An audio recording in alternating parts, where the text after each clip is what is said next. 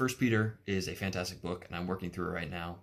Peter is an interesting author when compared to Paul. So typically when Paul writes a letter, Paul writes it to the Galatians, the Ephesians, the Colossians, whatever church he's writing it to in whatever city. But First Peter is different. Peter addresses his book in 1 Peter 1:1. He says, Peter, an apostle of Christ, standard opening so far. And then he says, we're going to figure out which church this is to. No, he says, to the elect exiles of the dispersion in this place and this place and this place. He lists a bunch of areas. And you think, it's to who now? The elect exiles are simply Christians. This isn't meant to be a physical exile. It's supposed to be a spiritual exile. First Peter is a whole book that describes the perspective of a Christian.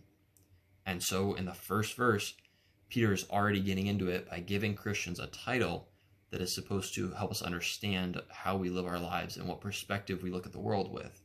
We look at the world as elect exiles. There's two parts to there. The elect part is that we're Christians. We have been saved, and so we have a greater accountability, and we have a higher calling. We have a purpose that's different.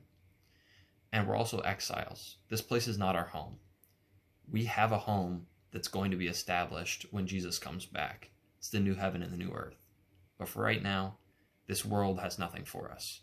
It's not our home. We're just travelers. We're exiles. And on top of that, we've been exiled from society. Don't expect society to accept you, because you're meant to be exiles. You're meant to be away from the crowds. You're meant to be on your own. You have a higher calling, and this place is not your home. So live like it. At least that's what Peter says.